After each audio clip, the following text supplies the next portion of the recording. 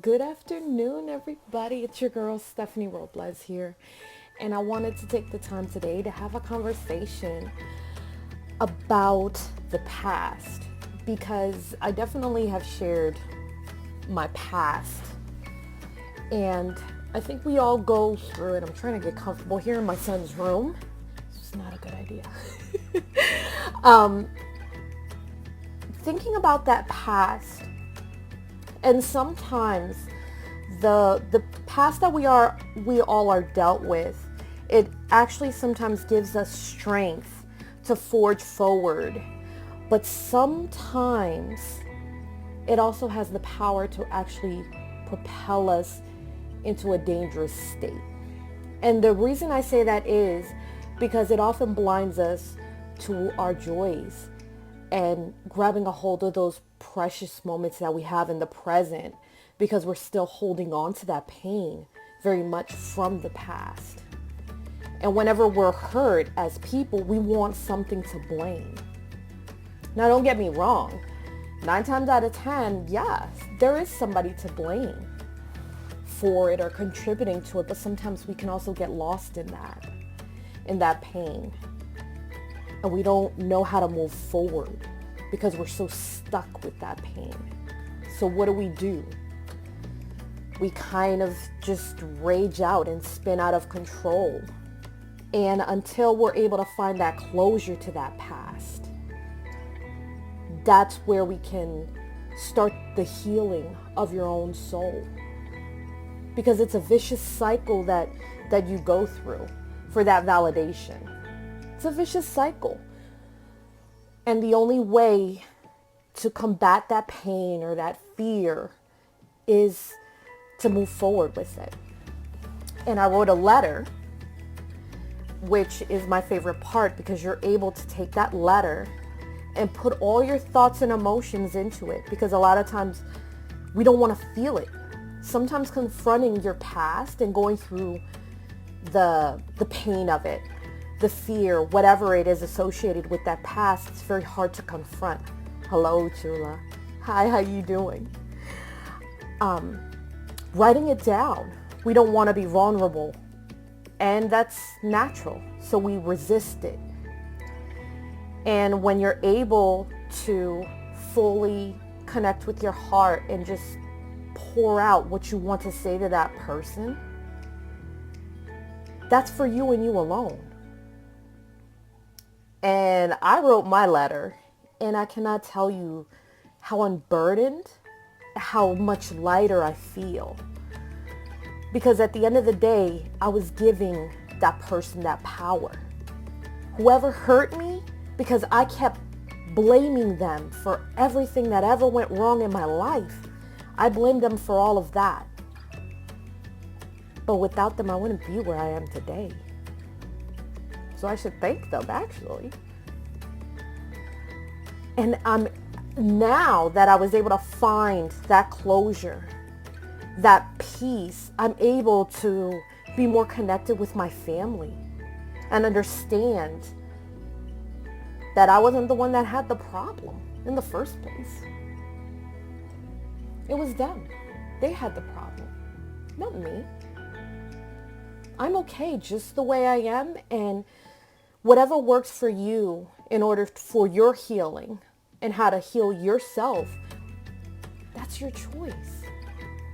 I may not have any control over what happened in the past, but I have control over how I feel and dictate for my future or my present self. I can tell myself what I want, how I feel, what not to feel. But it is my responsibility and emotional well-being to deal with the aftermath that the past left me with.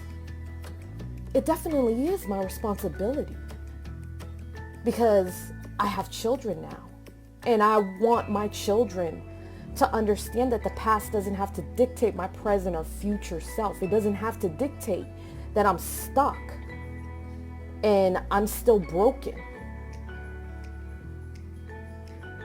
It doesn't have to dictate that. There's something incredibly peaceful and beautiful when you're able to fully heal yourself and take responsibility for what you need to. in order to move on. And revenge, they say, is a best dish served cold or something like that. My friends, revenge is a double-edged sword. Someone once said that revenge, if you're after revenge, you might as well dig 2 graves or something like that. Dig two graves, one for yourself and the person that you're seeking revenge on, because it will definitely bring you down. And there's no room for that. And I'm telling you from experience that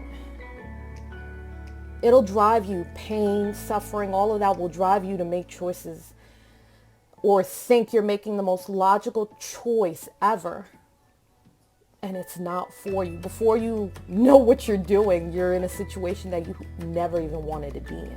And you don't know how to dig yourself out of it. Blaming, what does blaming do? It'll make you feel better for a little bit, but you still have to deal with the aftermath of that pain, that loss, that hurt. How do you get it out? How do you solve it? Closure. And if you can't confront this person in person, again, I say, write a letter. Write it and put everything that you have enough. You're absolutely right, Robert. You're absolutely right. We don't have enough time here on this planet to focus on anything but growth and just being. And you're absolutely right. And sometimes it robs you of that. That's what it robs you of. It robs you of the feeling of being alive because you're so stuck in one spot that you're not fully able to move forward with your life and appreciate all the small moments that we all can enjoy with each other.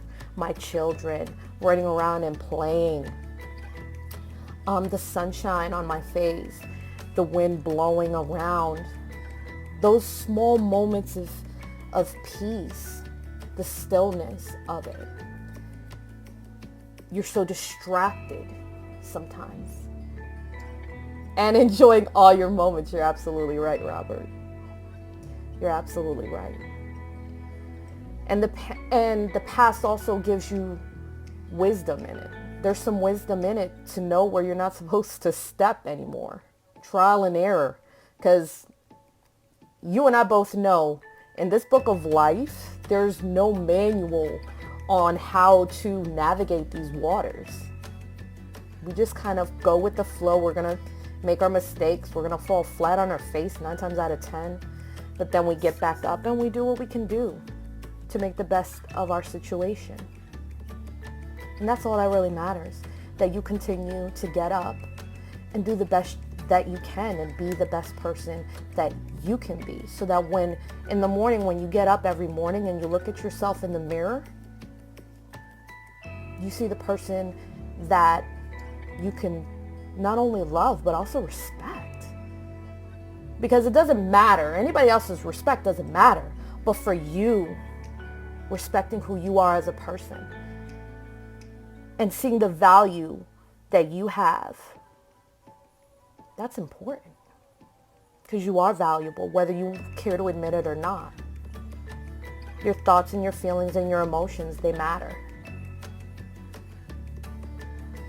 And I would never want someone to feel otherwise.